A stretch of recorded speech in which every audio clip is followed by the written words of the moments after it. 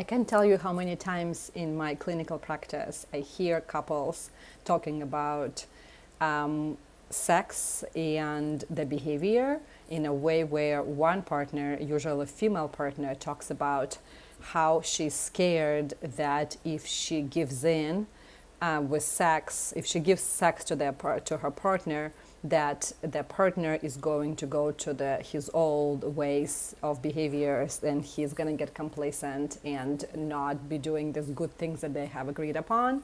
And then the male partner is talking about how, I don't know why, but I feel like after we have sex, we are good. So we don't really need to do anything extra or talk about anything extra. Like we are good, we are done, life is great. So, and why this is a problem.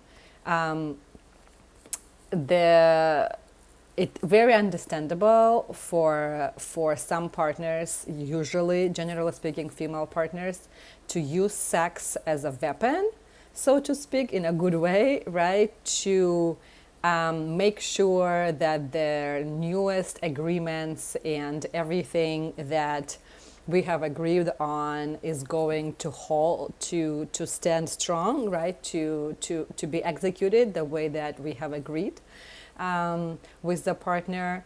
And I am withholding sex to make sure that that happens, because I know that you like sex and I'm kind of pausing it for a moment to make sure that you behave. And then the male partner is also understandable how he's feeling like, this is pretty resolved now. Like, again, culturally speaking, men are not taught to be vulnerable, express emotions, and so sex becomes one of the ways to connect and get reassurance. And so when we have sex and there is a physical release, it's like we're good to go. If you're feeling like that, whether you're a partner who is withholding sex or you're a partner who feels like now we are good, this can lead to big problems in relationships, where I see couples now paying a lot of money and spending a lot of time dealing with the results and consequences of that.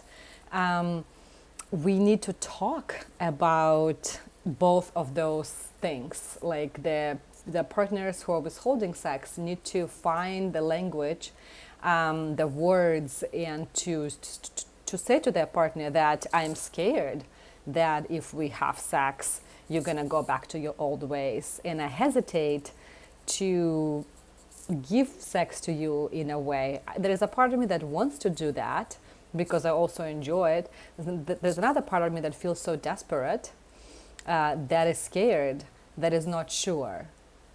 And hopefully the other partner is able to receive it, to reflect back what's happening, to slow it down, not to send judgment, not to ask too many questions and try to fix it, which I see happening a lot, but to receive it and to say something like, thank you for telling me. This is very important that you felt safe enough to share this with me. I really appreciate it. And this means a lot to me.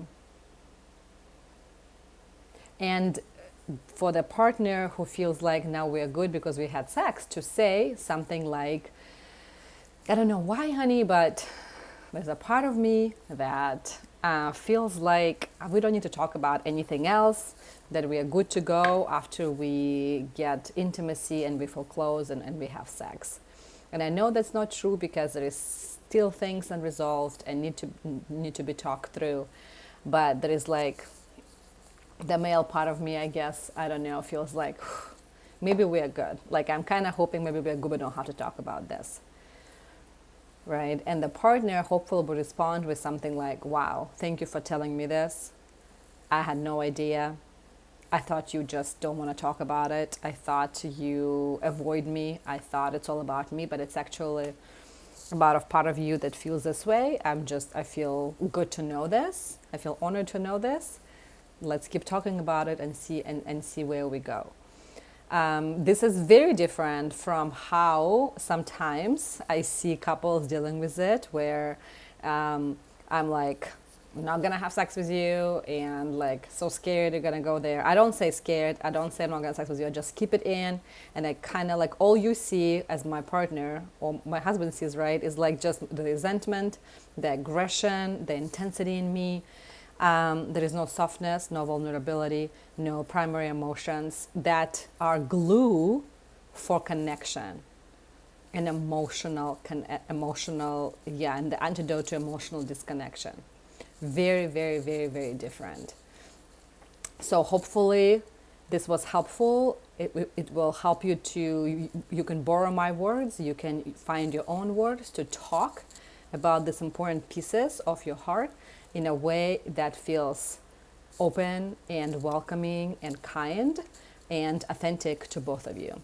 If you have any questions or you would like to schedule a free consultation call with me, you're welcome to go on my website. It's at www.irenabakleycounselingllc.com.